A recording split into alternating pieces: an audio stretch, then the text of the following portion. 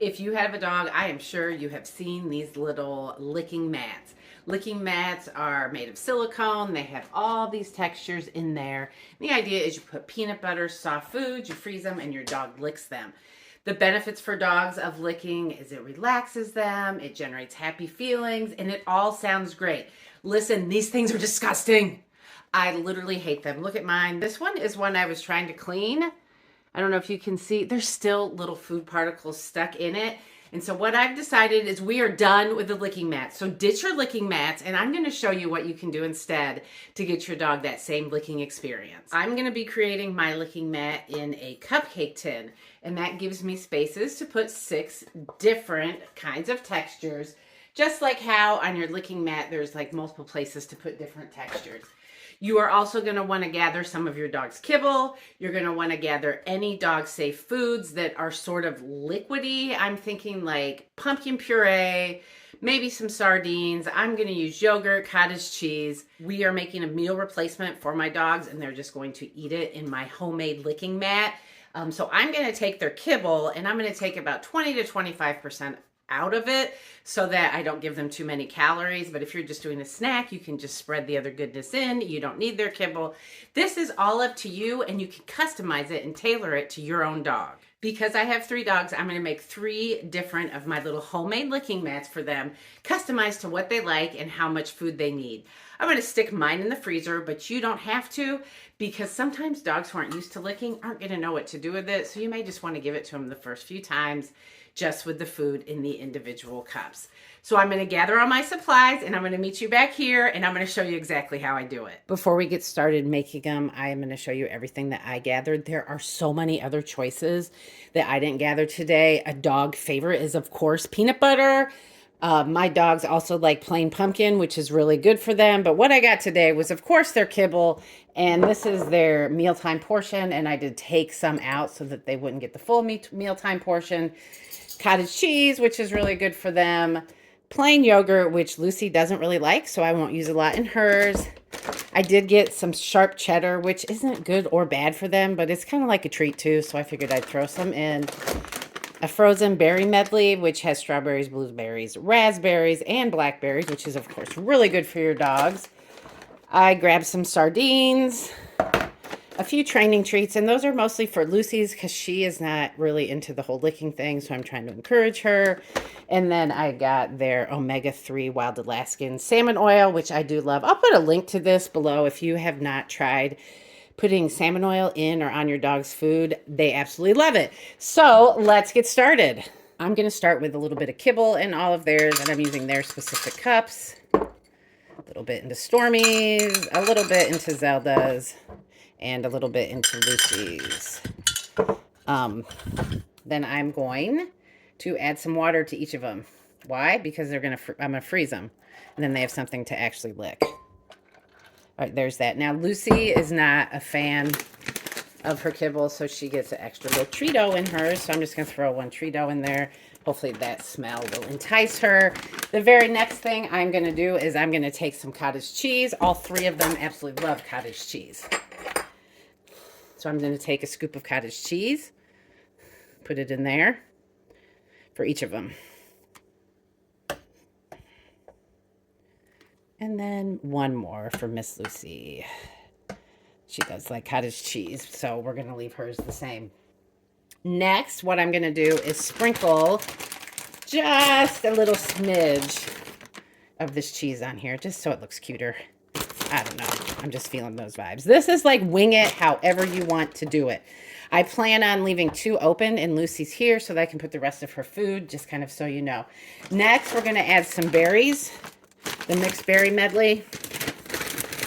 I'm going to put like 1 of the big strawberries, because this is really good berry medley, into each of theirs.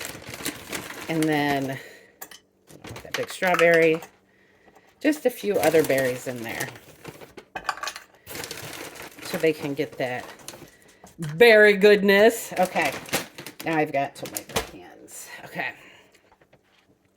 To this, I'm going to add the plain yogurt. And the reason I'm adding the plain yogurt to this is Lucy hates plain yogurt. So even though the other dogs probably wouldn't care, Lucy will do better with the plain yogurt if there's something that entices her. So there's that. A little bit for her, for Zelda. And then for Lucy, I'm just giving the smallest bit of plain yogurt just to kind of hold it all together, because it's going to freeze in there and it's going to stick to the sides. So next, what is left? What do you see that's left? The grossest part. I really hate sardines, but they absolutely love them.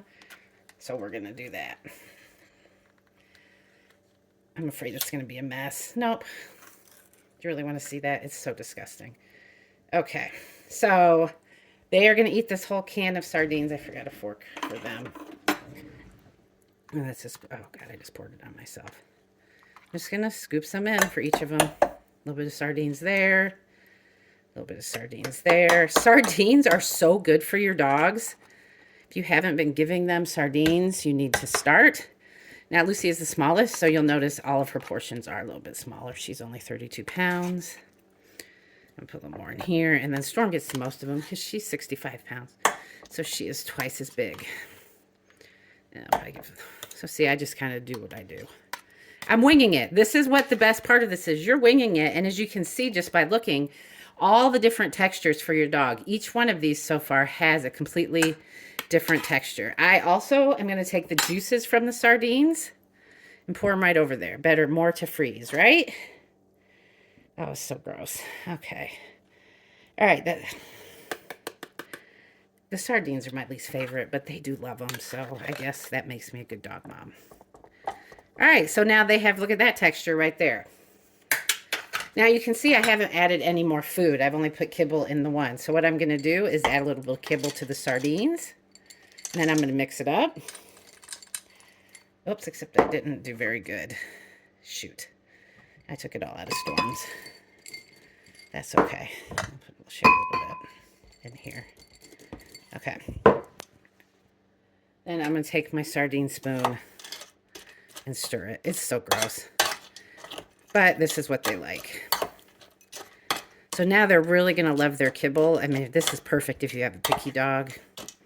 Because if you're mixing it with sardines, I have never met a dog that does not love a good sardine.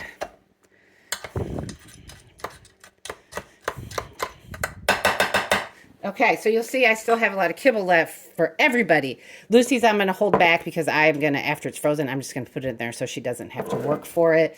Zelda's, I am going to also hold back because she is lazy, but Storm's, I'm just going to put in here, just like that. I'm going to add some to here because she can have that. Yeah, let's just fill it up.